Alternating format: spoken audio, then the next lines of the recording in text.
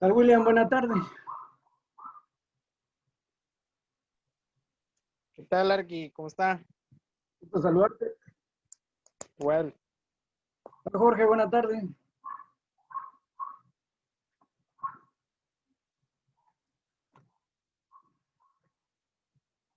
Hola Joyce, buena tarde.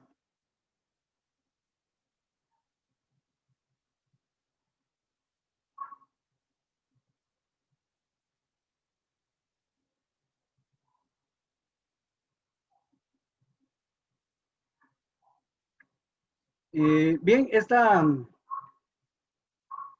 tarde de semana 10 nos toca algo del ejercicio que tenemos que hacer al final, ¿verdad? La organización de la empresa constructora, ¿sí?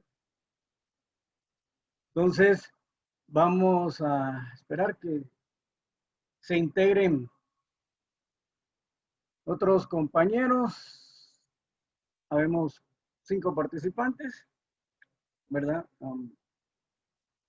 Para iniciar lo de la organización de la empresa constructora. Este documento está en el WhatsApp, no, en el WhatsApp no, perdón, en la plataforma, ¿verdad? Y está la tarea. Sin embargo, al terminar la clase, se los voy a cargar también en el WhatsApp del grupo, ¿verdad? Para que lo puedan tener ahí y junto con la tarea que vamos a hacer, ¿de acuerdo?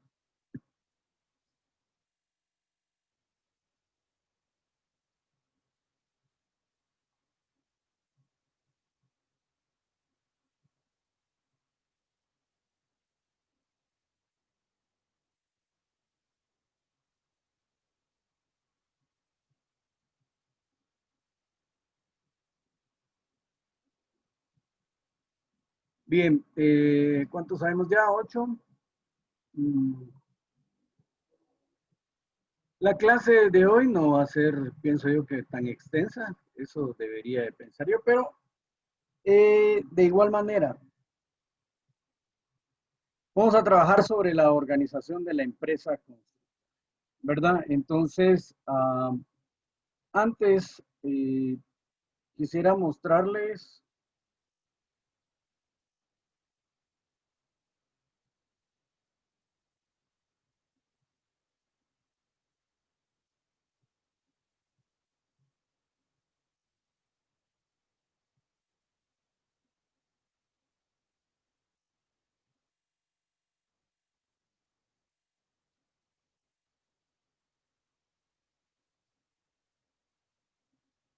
cómo vamos hasta esta semana 10, ¿sí?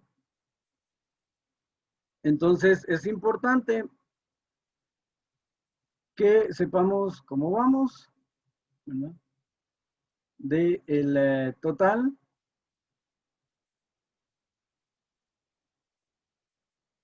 de el punteo. Entonces aquí no sé si ya se encuentra Génesis que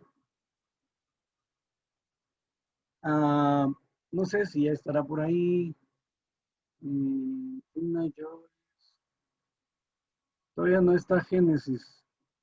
Bueno, vamos a esperar que se integre para indicarle que el problema es que me cargó una tarea de estructuras y por eso acá dice necesita calificación. ¿Sí? De igual manera con Beverly, todavía dice en proceso, ¿no? Porque no se terminó de cargar la tarea. Yo siempre les dejo 2 opciones para cargar, no a la primera, sino que 2 opciones para poder cargar la tarea. Entonces, si está Beverly, por ejemplo, que la pueda volver a subir, porque hay 2 intentos para poder subir la tarea. ¿De acuerdo? Entonces, eso es como estamos ahorita. Igual, si alguno de ustedes pues tiene más comunicación con Génesis, que aquí esto necesita calificación es porque la tarea que subió es de estructuras.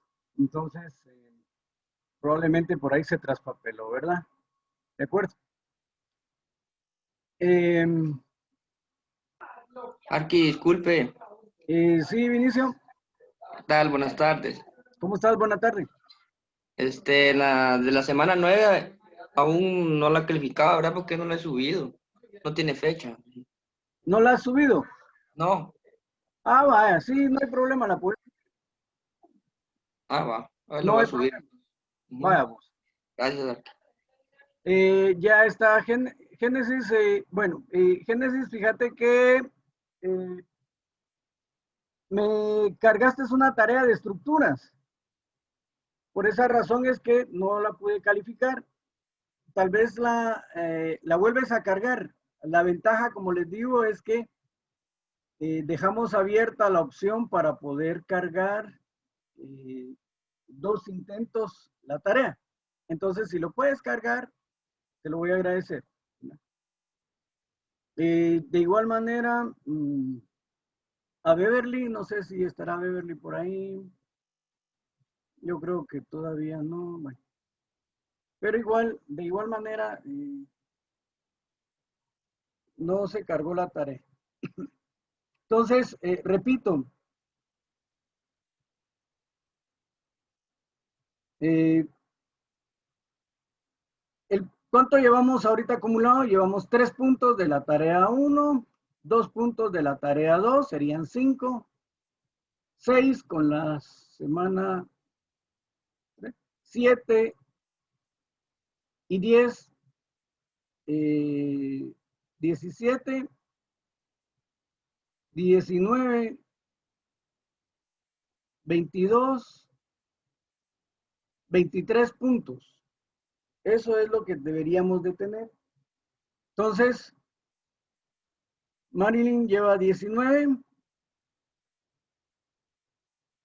Joyce lleva 15, Gina 21, Brenis 16, Natalie 21, Luis Arturo 17, William 20, Pablo José 10, Alan Rubelsi 21, Kevin José 11, Omar Antonio 14, Julio Fernando 21, José Carlos 21, Mario Anthony 15, Oseas René 19, Génesis 14, José Enrique 21, Héctor Vinicio 20, Marvin Edgardo 17, Emerson 21, Stephanie 22, Beverly 21, Milton y Milady llevan 20 y Daniela María 22 puntos. ¿De acuerdo? O sea, van muy bien, los felicito.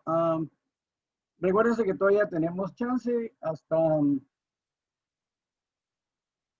el 29 como fecha máxima para recibirles tareas atrasadas, ¿verdad? Entonces, yo creo que vamos bien. Vamos bien, la mayoría, un buen grupo, los felicito. Y repito, vamos a ver entonces ahora el tema que nos compete, que es la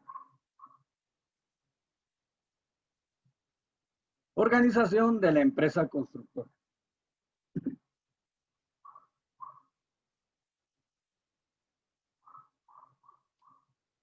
Entonces, definición de empresa.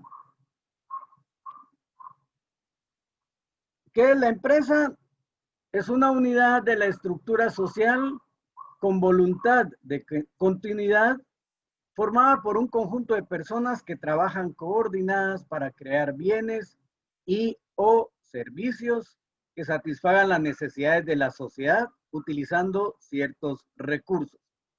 Esa es la definición de empresa. ¿Sí? Entonces, es una entidad, es una unidad de la estructura social, ¿verdad? Donde hay un conjunto de personas que trabajan o laboran en ella.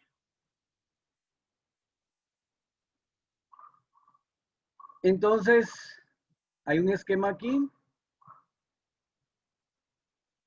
que entra trabajo, maquinaria, materias primas, recursos financieros, tecnología, información, servicios, etc. Está la empresa y ¿qué es lo que genera o qué es lo que sale? Bienes y servicios. ¿Sí? Esa es la definición, o el diagrama este de... ¿Cómo se clasifican las empresas? Pues, según la actividad que realicen, ¿verdad? Hay un nivel primario, que es el elemento se obtiene de la naturaleza, ¿verdad? Es una, ¿qué podríamos decir aquí? Un bien, por ejemplo, una generadora de energía, ¿verdad? De la naturaleza sería el agua, pues obtienen el producto para generar electricidad. ¿Sí? Secundario, aquellas que realizan algún proceso de transformación de la materia prima. ¿Sí? Es decir, por ejemplo, las industrias o las grandes litografías que transforman los rollos de papel en el material que les van a, el material final que es el que van a vender o a comerciar. Y terciario, el elemento principal es la capacidad humana de realizar trabajos intelectuales. Aquí hay una empresa que se dedica a call center, por ejemplo, y el elemento principal es el recurso humano que está capacitado para realizar trabajos intelectuales. Esos son algunos ejemplos. ¿Sí? Entonces, esa es la clasificación de las empresas según la actividad que realizan.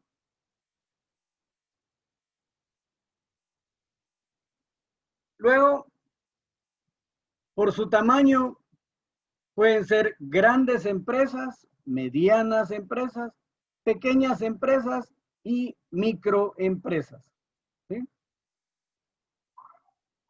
Entonces, según el Ministerio de Economía, en su acuerdo gubernativo 211-2015, cataloga o clasifica a la microempresa aquella que tiene de 1 a 10 trabajadores. ¿Sí? Que sus ventas anuales, ¿verdad? Son menores o igual a 190 quetzales. Las ventas anuales aproximadas en quetzales serían 521.937.60 quetzales. Aquí es el salario que puede ganar una persona menor o igual a 190 quetzales. La pequeña empresa es aquella que tiene de 11 a 80 empleados o 80 trabajadores. ¿Sí? Que sus ventas anuales en cantidad de salarios mínimos andan entre 191 y 3.700 quetzales. Y que sus ventas anuales aproximadas sean de $500,000 o 524.684.64 a 10.164.048 quetzales. Y la mediana empresa es aquella que tiene de 81 a 200 trabajadores. Tienen salarios entre 3.700 a 15.400 y que sus ventas andan arriba de los 10 millones. De 10 millones a 42 millones en ventas anuales aproximados. Estos son datos aproximados estimados por el Ministerio de Economía. ¿De acuerdo?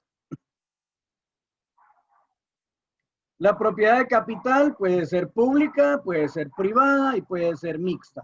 ¿Sí? Entonces, aquí es la forma como puede existir la propiedad de capital. El ámbito de actividad puede ser a nivel local, a nivel regional, a nivel nacional o también a nivel internacional. Ese es el ámbito de la actividad.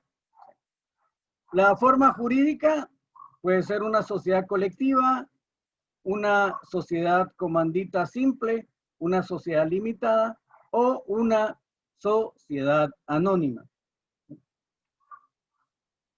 El caso que nos interesa, la empresa constructora.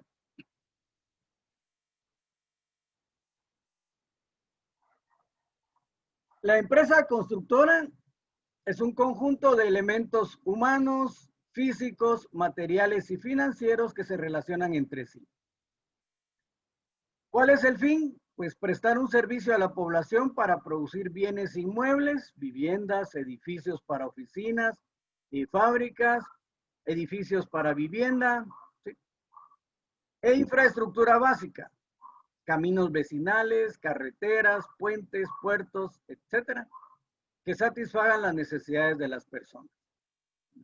Esa es una empresa constructora entonces, ¿verdad?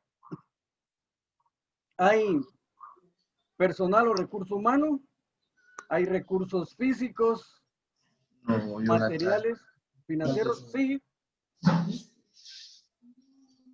¿Alguna pregunta? ¿Cómo voy a tomar todo ese poco? Por favor.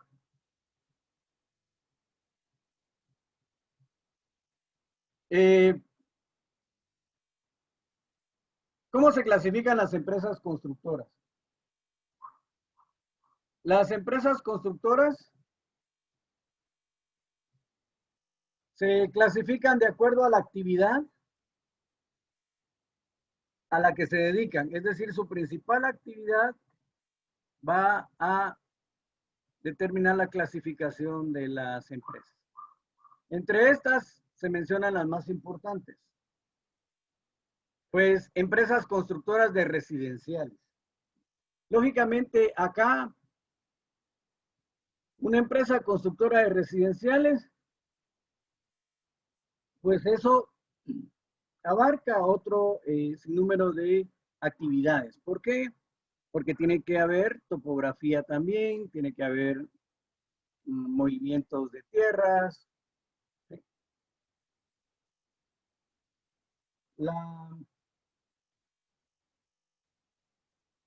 El otro tipo de empresas son las empresas constructoras de centros turísticos. Dentro de estas empresas constructoras son especializadas en hacer centros turísticos, ¿verdad? Habían dos arquitectos que eran los encargados de diseñar y se dedicaban mucho al área recreativa, ¿verdad? Fueron los que diseñaron los parques del IRTRA. No me recuerdo exactamente ahorita el nombre de los dos arquitectos. Uno de ellos ya falleció de cáncer, lastimosamente. Pero eran, creo que uno es Mario Rocacermenio, creo. Y el otro, el arquitecto que murió, no me recuerdo exactamente el nombre. Pero ellos, sus empresas estaban dedicadas a centros turísticos. Era su especialidad. ¿Sí? Hay otras que se dedican a edificios industriales, parques industriales, un parque de bodegas, etcétera, etcétera. ¿Sí? Entonces, son dedicadas a ese tipo de actividades.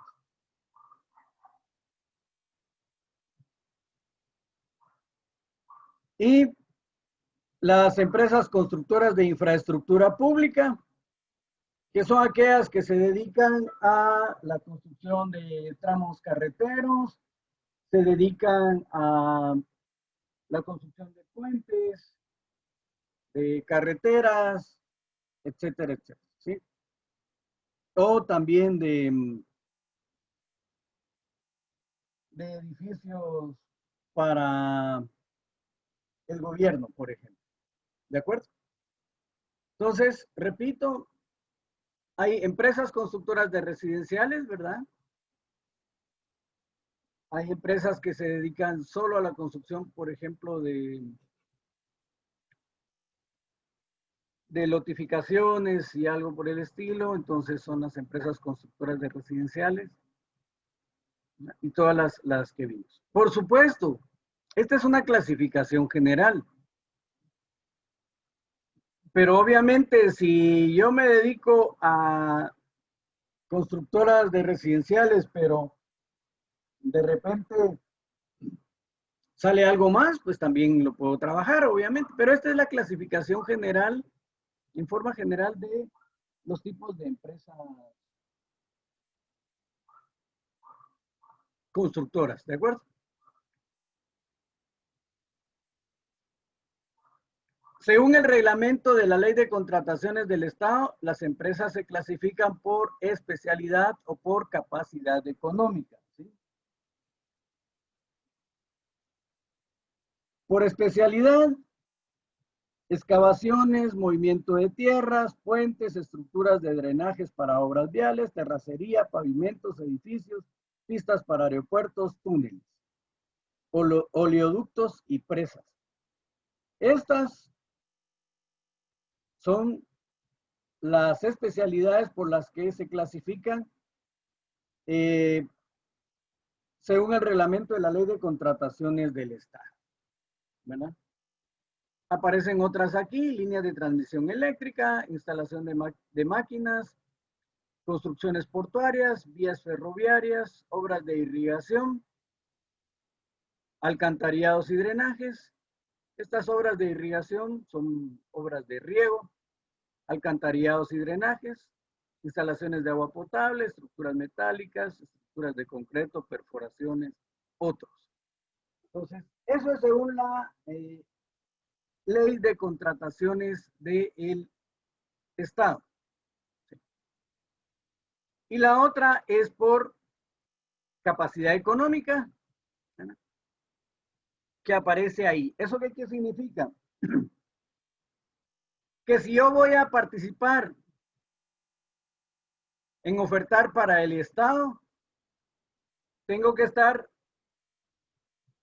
si la obra me va a costar 5 millones, entonces tendría que estar dentro de la clasificación F. Es decir, que mi empresa cuente con los 5 millones para poder solventar esa construcción. ¿Por qué razón? Repito, cada vez se ha puesto más difícil trabajar con el gobierno, ¿sí?, debido a pues el problema que no se puede tapar, no se puede ocultar con un dedo, ¿verdad?, y que es la corrupción. Entonces, para trabajar con el gobierno, lo primero que piden es siempre una cantidad para que le pueda ser asignado un proyecto, ¿sí?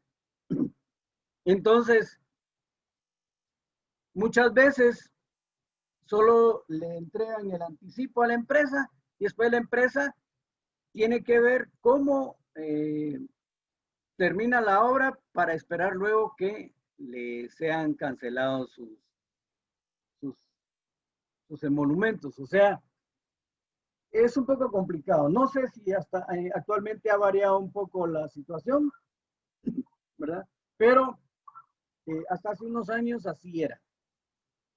El problema de, primero, uno tenía que hacer milagros con el anticipo para ver hasta dónde le podía rendir. Normalmente el Estado le hace a uno una estimación para ir entregando los desembolsos. O sea, el anticipo, luego otra parte, luego otra parte y la parte final. O en 3 partes una parte de anticipo, una a la mitad de la obra y la otra al final. Pero generalmente esos ya en los últimos años se volvió problema, ¿sí? Y solo daban el anticipo y ya no daban las demás partes. Entonces la empresa tiene que ver cómo termina la obra y esperar que le cancelen. Entonces, por esa razón, si la obra cuesta 5 millones, yo tengo que estar dentro del rango F, que garantiza que cuento con los 5 millones de respaldo por cualquier atraso que pueda tener la obra, ¿verdad? Pero, repito, hay a veces problemas porque después se atrasa el pago del Estado si bien le va, y uno tiene que ver qué hace porque a la gente y todos los créditos a los que se metió hay que cubrirlos. Entonces, pues un colega ingeniero tuvo que vender después varios activos para poder evitar tener problemas jurídicos o judiciales, ¿verdad? Entonces, esa es la capacidad económica en la que se clasifican también las empresas constructoras. ¿Cómo se organiza la empresa constructora? Primero, tenemos que conocer qué es organización y es el proceso para comprometer a 2 o más personas para que trabajen juntas de manera estructurada con el propósito de alcanzar una meta o una serie de metas específicas. Toda empresa debe definir su estructura organizacional, que es la forma de dividir, organizar y coordinar las actividades de la organización. Para ello, se determinan 5 pasos. La división del trabajo. Aquí volvemos a caer en lo que hablábamos del proceso administrativo. Una persona no puede con toda la actividad. Entonces, es necesario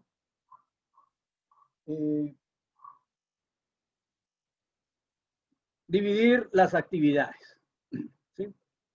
La otra, crear departamentos, departamentalización, ¿sí? Va a haber un departamento de recursos humanos, va a haber un departamento de recursos financieros, etcétera, etcétera. ¿Cuál es la jerarquía? ¿En qué orden van a estar organizados? ¿Sí? Va a estar el gerente general, que es el jefe máximo, quién está abajo de él, etcétera, etcétera. ¿Cómo se van a coordinar? ¿O quién va a ser el encargado de llevar la organización, la coordinación de esa empresa? Y hay que diferenciar e integrar a todas los entes que participan en la organización.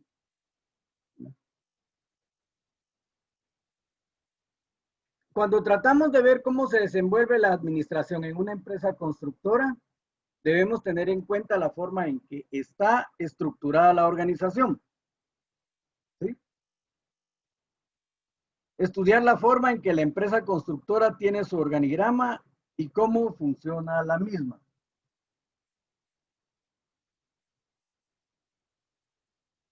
Entonces,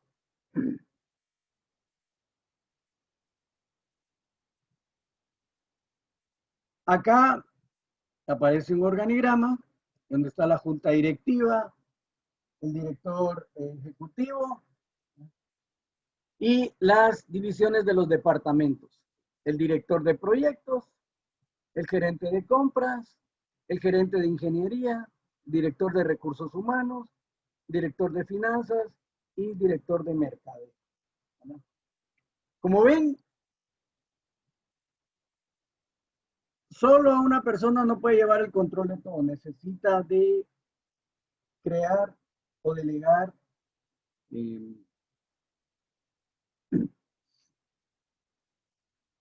las actividades. Entonces, el encargado de proyectos, lógicamente, si nosotros oímos la palabra proyectos, decimos, ah, bueno, es el encargado de velar cómo es el avance de las obras que tiene la empresa constructora a su cargo. Y efectivamente, así es. Entonces vemos abajo de él, va a estar la gerencia de proyectos, el supervisor de proyecto, el coordinador del proyecto, el supervisor civil, el topógrafo, el encargado de la seguridad. Porque como mencionábamos, la Cámara Guatemalteca de la Construcción le da mucha énfasis a el aspecto de seguridad. ¿Sí? Entonces, el director de proyectos va a todo lo relacionado al proyecto o a los proyectos. ¿Sí? Esa es más o menos la jerarquía. Que pueden haber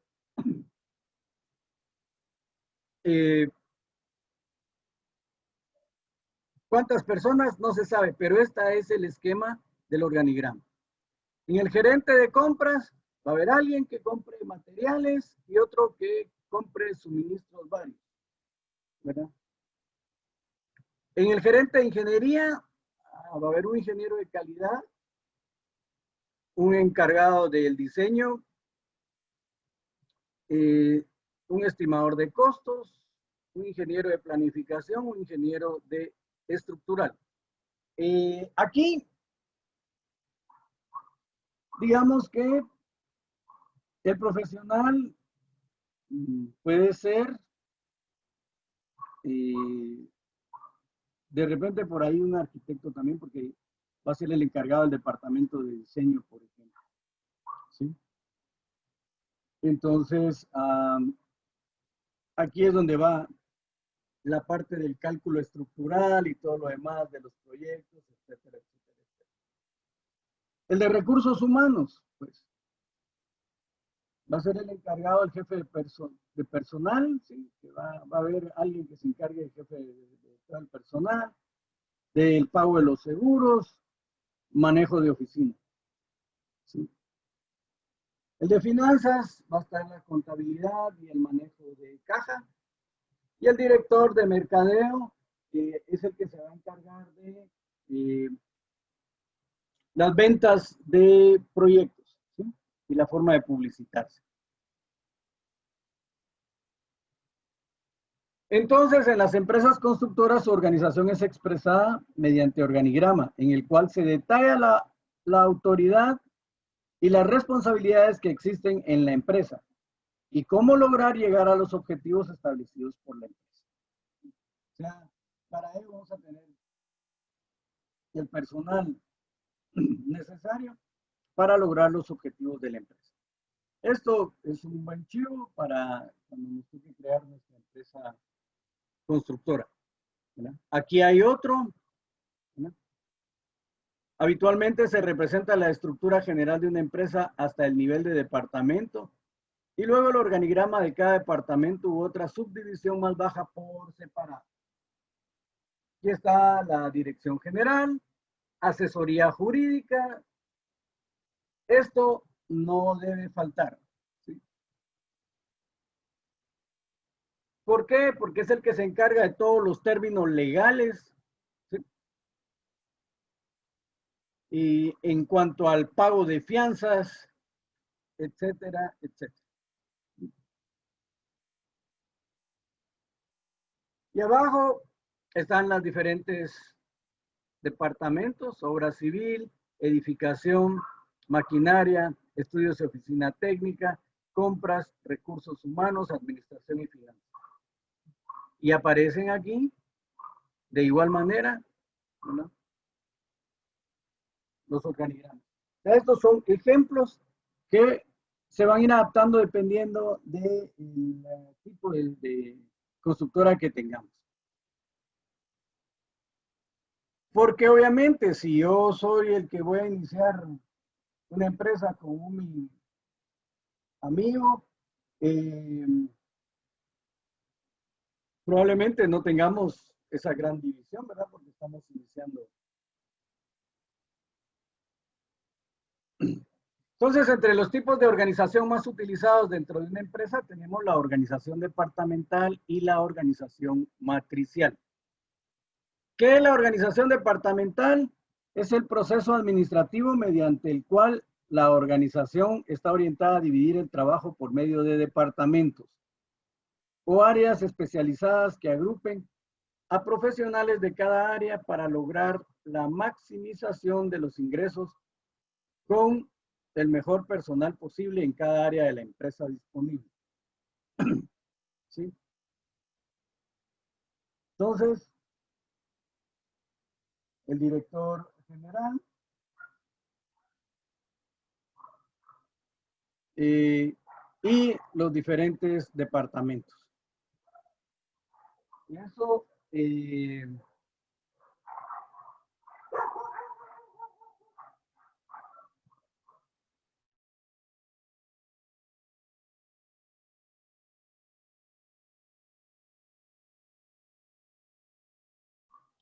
son la forma más clásica de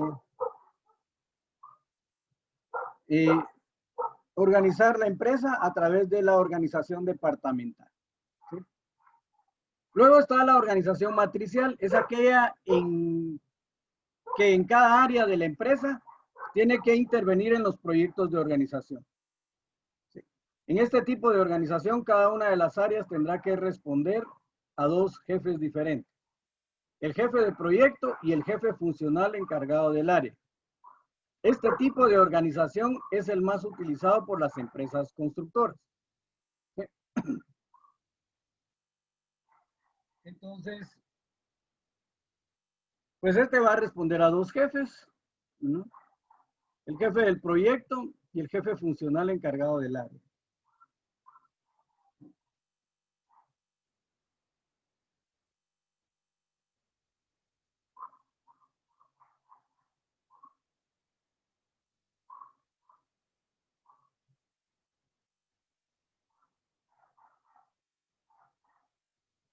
¿Cuáles son las ventajas de este tipo de organización? Se optimizan el empleo de los especialistas. Los especialistas del área se sienten más cómodos con este modelo, pues les permite tomar decisiones con más confianza, ya que conocen bien del tema que están tratando. ¿Cuáles son las desventajas que presenta este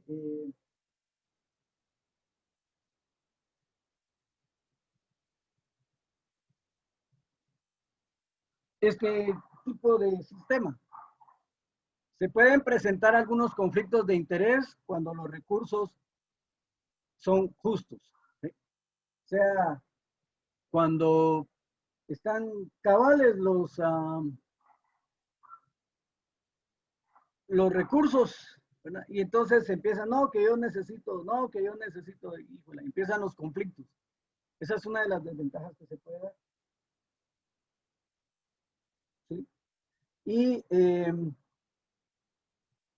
la otra, el poco personal con que cuenta el gerente de proyecto dificulta el manejo administrativo. Las diferentes opiniones de los dos supervisores que puede causar confusión a los colaboradores con sus contradicciones. A veces el tener varios jefes y puede crear un poco de confusión, ¿sí?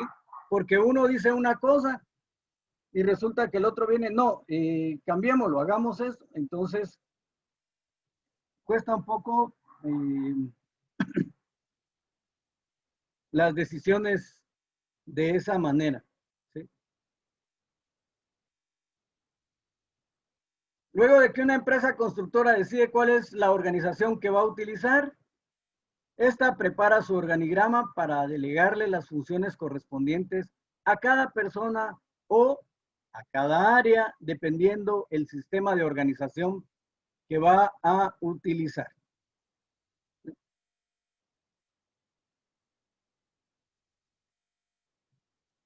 Cabe destacar que si el sistema de organización que la empresa decide utilizar funciona de la manera correcta, la administración aplicada en la empresa constructora se llevará de manera exitosa.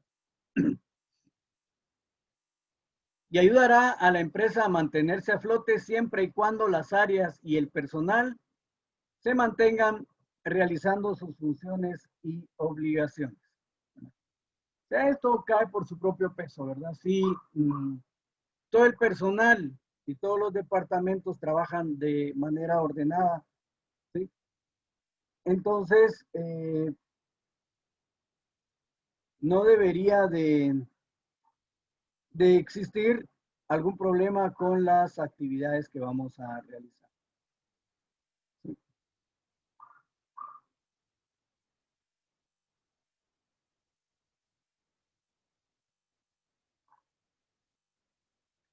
¿Qué controles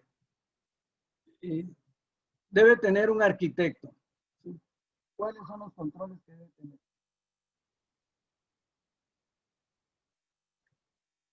Pues se entiende por control a la intervención, dirección, fiscalización, mando y regulación, ¿verdad? Esto fue lo que vimos en la última clase. Entonces, es una etapa que se efectúa durante el proceso y desarrollo de las actividades de producción, ¿verdad? Y eso se ejecuta para que se cumplan las metas propuestas por la organización.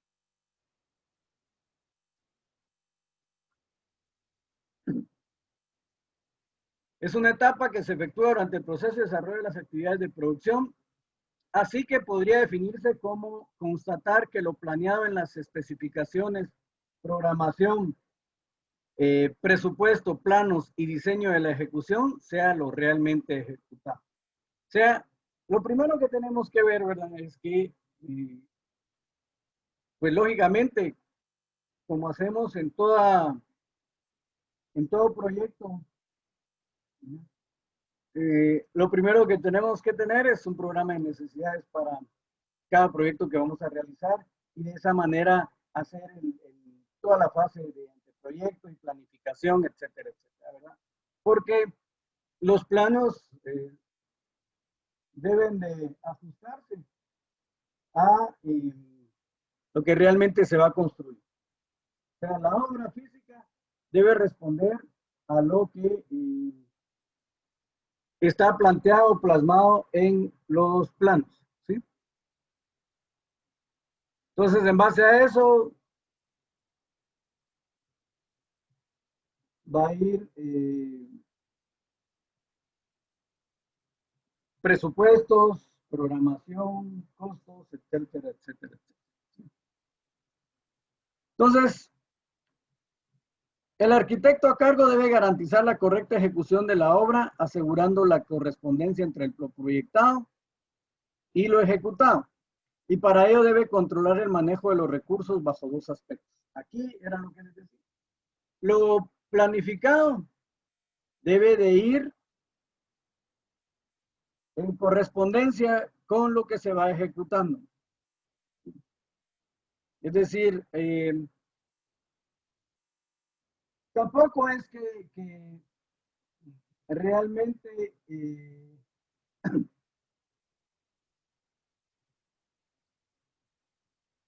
lo que se planifica sea la última palabra. A veces ya en obra se pueden ir generando algunos cambios, pero por eso es que cuando son obras grandes, generalmente va a haber una persona, un dibujante, encargado de hacer las correcciones y que estas queden plasmadas en el proyecto final para que el departamento de mantenimiento de esa edificación, cuando esté funcionando, cuente con los planos y que correspondan a lo que realmente se está construyendo, ¿verdad? Porque si yo hago cambios y no los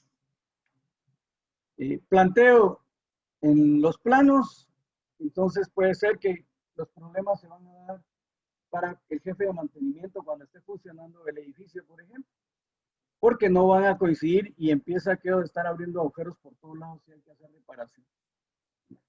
Entonces, parte de eso, de esa organización dentro de las empresas constructoras es que siempre el residente, el encargado residente, va a contar con algún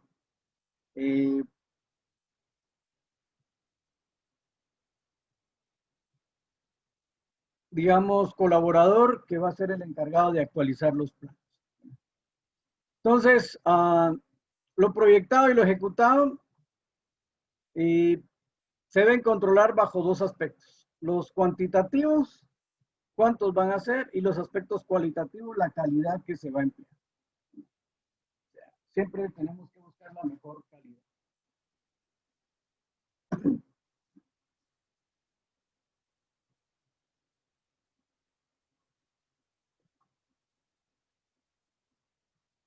Dentro del aspecto cuantitativo, hace referencia al correcto empleo de las cantidades de los recursos de materiales, equipo, mano de obra, administrativos, etc. En el tiempo, buscando el mínimo desperdicio de estos para así lograr un costo óptimo. ¿Sí?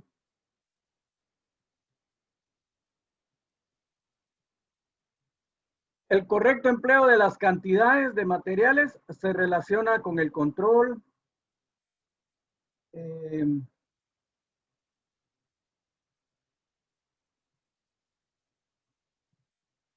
el control de recepción, el buen almacenaje, la dosificación y manipulación de los mismos. O sea, el correcto control del recurso humano implica una apropiada asignación del personal.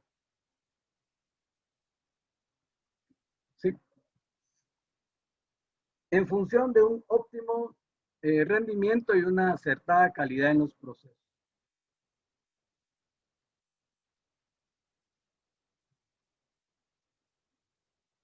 Aspectos cualitativos. Hace relación tanto con el buen manejo de las condiciones físicas y químicas y las dosificaciones que requieren los materiales compuestos. La calidad de los materiales empleados en función de una resistencia esperada, como también con la geometría, la modulación en la ejecución. El buen empleo de texturas y colores en función de una excelente apariencia. O sea, aquí es la calidad de los materiales que empleamos. El registro y análisis de estos controles de calidad contribuyen al mejoramiento de la vida útil, funcional y estética de la obra. O sea, entre mejor calidad utilicemos en los materiales, ¿no? Vamos a garantizar una mayor vida útil y estética de la obra, ¿verdad? Eso pasa a veces con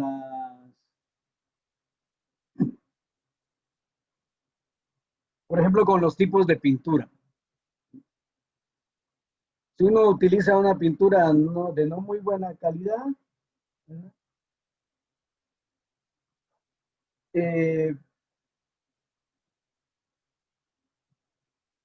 El tiempo de duración no va a ser el mismo, entonces va a haber que estar gastando recursos a cada rato para mantener la estética. Entonces a eso se refiere parte de esto. El control de calidad en una obra de construcción debe contemplarse desde tres aspectos diferentes. Eso es el control de calidad.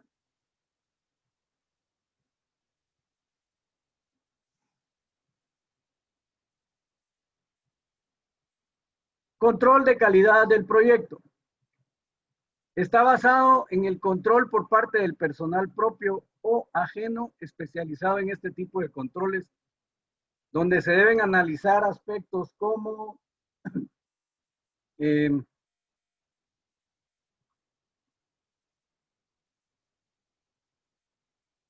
contenido de la información, los planos, detalles, memorias y libros de construcción deben estar completos y bien redactados. Cumplimiento del programa requerido, cumplimiento de la normativa aplicable, obtención de los permisos y licencias necesarias. Este es el control, parte del control de calidad. Se debe velar por el cumplimiento de estos aspectos.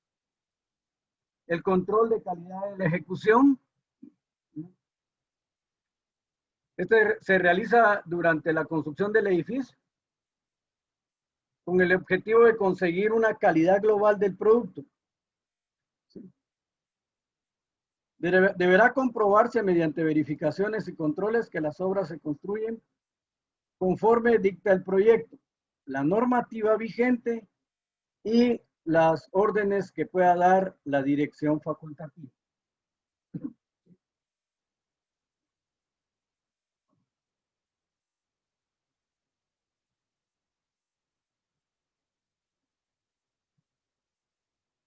Y el número 3, el control de calidad de materiales y productos. En la obra es muy importante organizar los controles de producción y de recepción de materiales. Podemos distinguir dos tipos de materiales. Los tradicionales, que son aquellos que por venirse utilizando desde tiempo atrás aparecen regulados por una norma o especificación. La madera,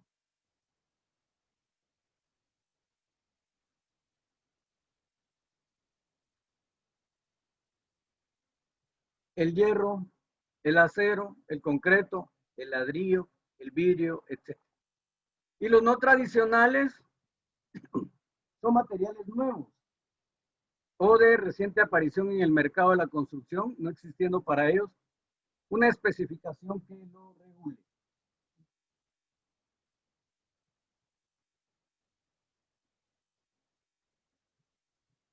Pasos para el control de calidad.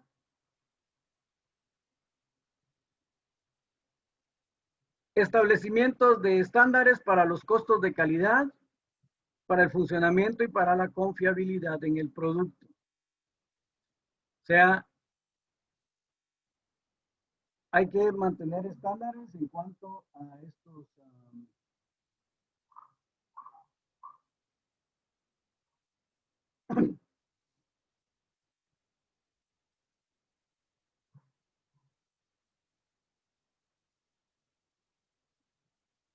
procesos. La estimación de conformidad, comparación de concordancia entre el producto manufacturado y los estándares, ¿verdad? Ejercer una acción cuando sea necesario, aplicar la corrección necesaria cuando se rebasen los estándares, ¿no? Hacer planes para mejoramiento, desarrollar un esfuerzo continuado para mejorar los estándares de los costos del comportamiento y de la confiabilidad del producto. ¿Sí? Entonces, generalmente siempre hay estándares para los productos y muchos de ellos están basados en las normas ISO.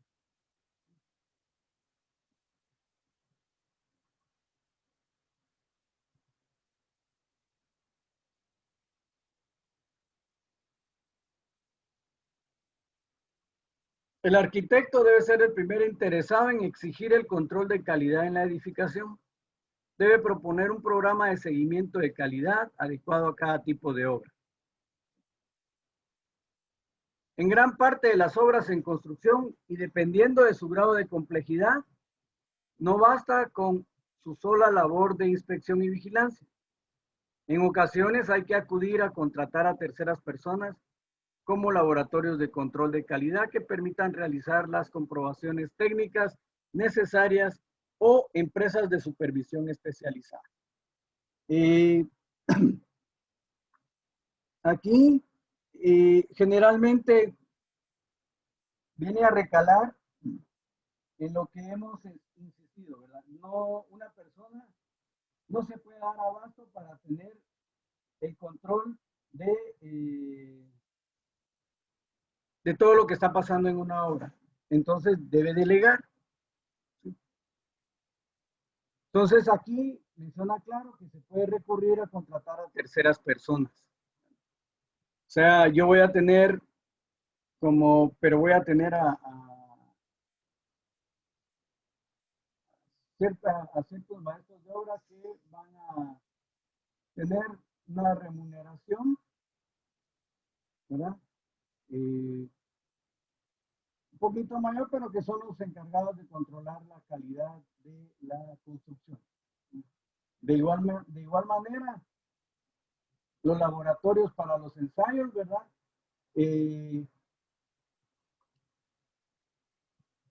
Realizar, por ejemplo, las pruebas del concreto, que la resistencia del concreto sea la que nosotros estamos pidiendo. Por ejemplo, el cálculo pidió un concreto de 5000 PSI, pues que el concreto que nos llevan vaya a tener esa resistencia, haciendo los famosos testigos y llevarlos a que les hagan las pruebas de resistencia, etcétera, etcétera, ¿verdad? Entonces, el supervisor no puede con todo y necesita contratar a terceras personas para diferentes actividades, ¿verdad?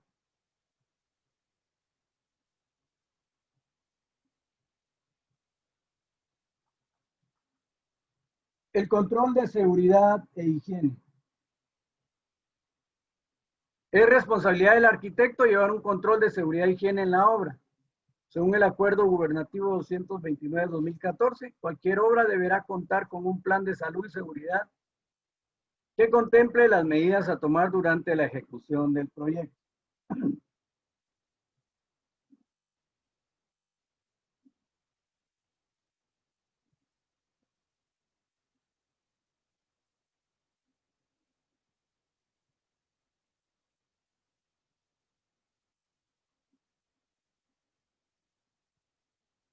Entonces,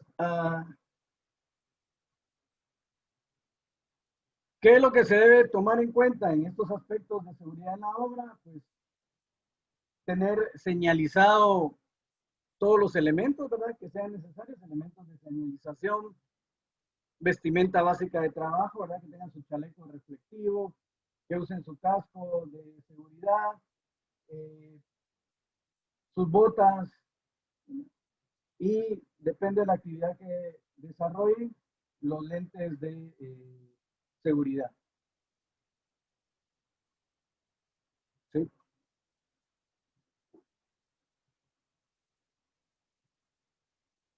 Uso de andamios y trabajos en altura. Recuérdense que según las normas de la OSHA, ya trabajar en alturas de 1,80 ya requieren usar pues arnés, ¿verdad? Y la famosa línea de vida. O sea, que tenemos que considerar si se va a trabajar en altura con esos elementos de la línea de vida y el chaleco de seguridad.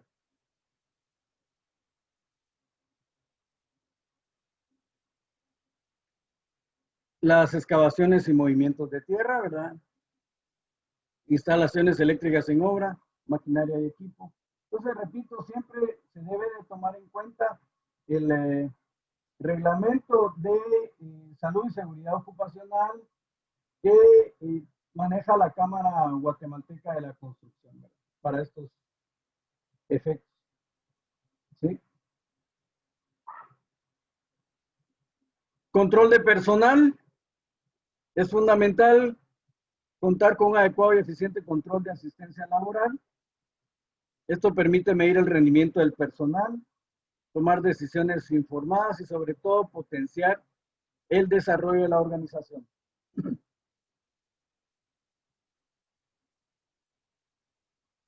Repito, aquí uno de los grandes problemas es que, por ejemplo, dentro del ramo de la construcción, pues los albañiles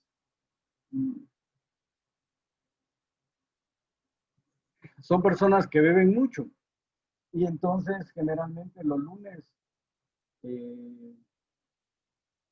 faltan y entonces hay que tomar medidas correctivas en ese sentido. Entonces es esencial que el arquitecto a cargo cuente con un sistema que le permita organizar a su equipo y llevar un control de ingreso y salida de cada uno. ¿Cómo lo puede hacer? Por ejemplo,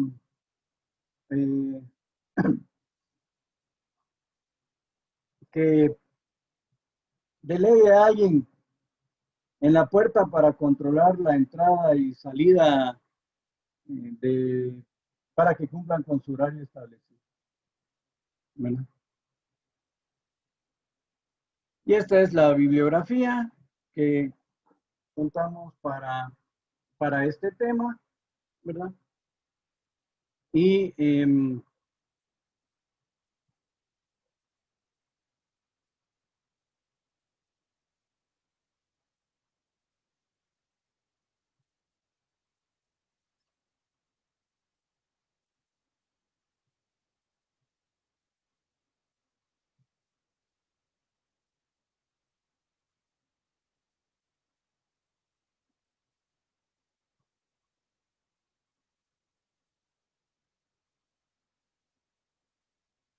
esta es la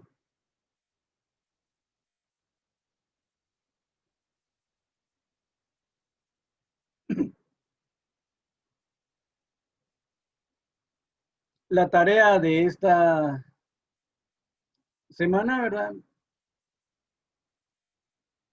Vimos tipos de organización, definición de empresa y su clasificación, organización del sector constructor, metas de aprendizaje, ¿verdad? Y las referencias bibliográficas. Entonces, la tarea tiene un valor de 2 puntos.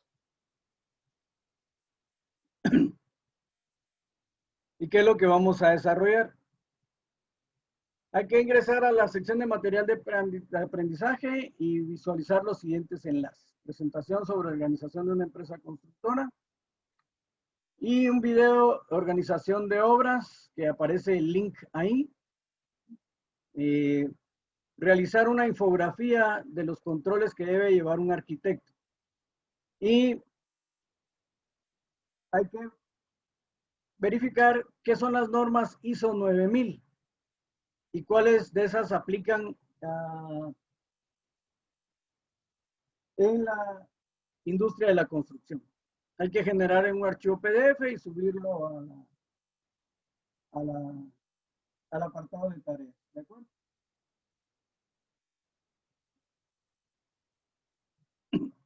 Entonces, veamos si podemos ver el video.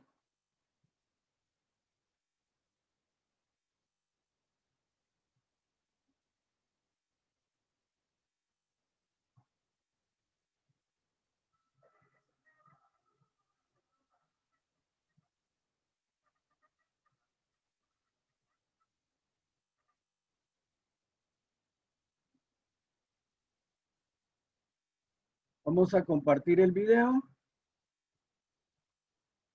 para que lo podamos ver.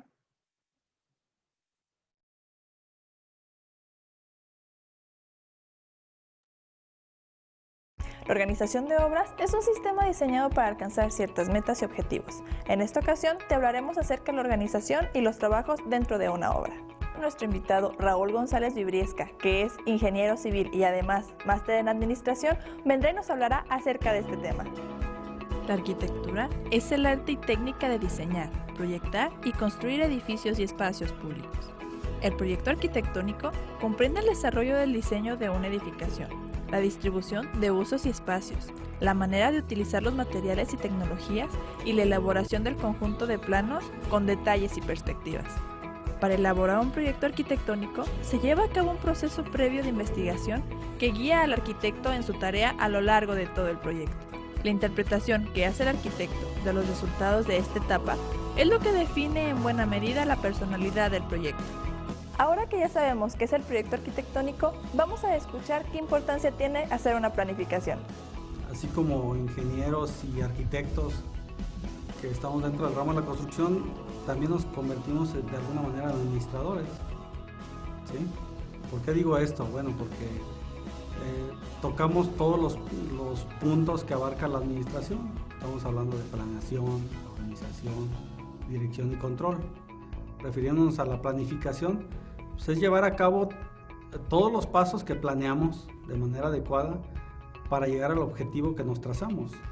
La organización de obra, como lo decía hace un momento, es parte de la administración, y organizar es tener tener de alguna manera contemplado quién realizará las tareas, cuánta gente las realizará, cuántos elementos participarán dentro de un proyecto, ¿sí? En resumen, sería la distribución de las tareas. Para la realización de una obra, cada una tiene su proceso. Acompáñenme a ver cuál es. El proceso como tal, pudiéramos separarlo desde su inicio, la elaboración del proyecto, la tramitología o la gestión de las licencias, en este caso puede ser licencias de construcción, municipales, si son del Estado, si son federales, y todo lo que corresponda con las autoridades. No le pudiéramos fijar algún tiempo. Yo pienso que se hace durante todo el proceso de la construcción. Es cíclico, como son los elementos de la administración. Entonces, en todo momento tenemos que desarrollar ese proceso. Ahora que ya sabemos cuál es el proceso de esta obra, veamos qué personas tienen que estar a cargo de ella. Al momento de planear una obra, bueno, tenemos nosotros le nombramos equipo de campo y equipo de gabinete, donde nuestro equipo de campo pudiéramos describirlo como los obreros, la parte obrera, llámense albañiles, peones, ayudantes, electricistas, plomeros, si se ocupan soldadores, ¿sí? Abarca toda esa rama del personal de campo. Si nos vamos a la parte de gabinete que yo nombraba, pues tenemos equipo técnico y debemos de contar con equipo administrativo, ¿sí? Todo eso en conjunto formamos el equipo para nuestra organización, que en este caso es una constructora. La seguridad de las personas quienes trabajan en este proceso es muy importante. Es por eso que vamos a conocer ahora qué medidas se deben tomar ante este proceso. Medidas de seguridad que son importantes de tomar en cuenta en obra o en los proyectos. Pudiera yo mencionar el correcto uso de las herramientas como factor fundamental, y de ahí pudiéramos contemplar el equipamiento que nosotros debemos dotarle a nuestros obreros, llámense cascos, llámense lentes, llámense chalecos, botas, arnés, guantes, todo ese tipo de herramientas que nos pueden de alguna manera ayudar a protegerlos, ¿no? Y yo pensaría que eso fundamentalmente eso es. Podemos utilizar otros alternativos como barreras protectoras, cintas que nos sirvan para hacer la delimitación, de precaución, de peligro. Pudiéramos utilizar, ¿qué más? Anuncios al momento de planear una obra. Bueno, tenemos que tener en consideración todos los trámites, permisos, ¿sí? Tener contemplada los recursos humanos, tener contemplados recursos económicos. Tenemos que tener a consideración el tiempo, ¿sí? Yo creo que fundamentalmente esos son los que se requieren para una correcta organización, planeación y ejecución de una obra. Como en todos los proyectos o en todos los trabajos, es importante seguir los pasos, primero planearlos, luego continuar con su seguimiento para evitar la menor cantidad de errores posibles, que a final de cuentas dentro de los proyectos y las obras todo representa dinero y tiempo. Como ya lo escuchamos de los expertos, el planear una obra es muy importante. Es por eso que nos debemos dirigir con las personas adecuadas a la hora de hacerlo. Mi nombre es María Fernanda Escoto y regresamos al estudio.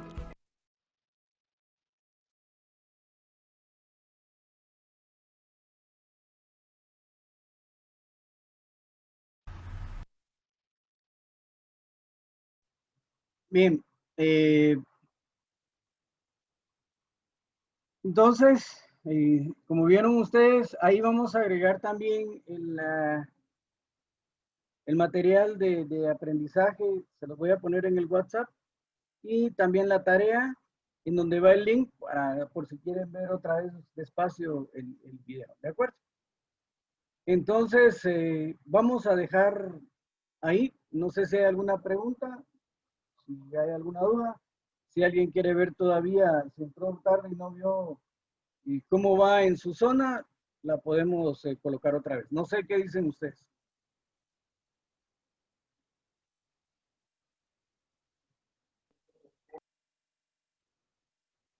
Ahora, y si no,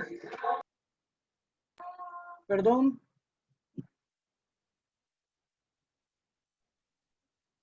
De mi parte, todo bien aquí.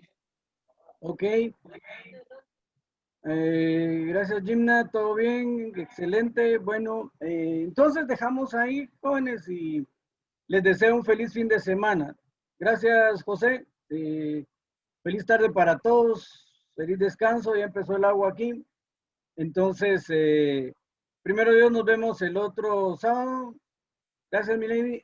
Se recuerdan que el otro sábado es la semana 11 y luego vienen los exámenes del segundo parcial. ¿De acuerdo? Feliz tarde, Gimna. Gracias, William. Feliz tarde. Entonces, Gracias, arquitecto. Feliz tarde. yo, José, feliz tarde. Bendiciones, Arqui. Nos vemos. Se cuidan, jóvenes.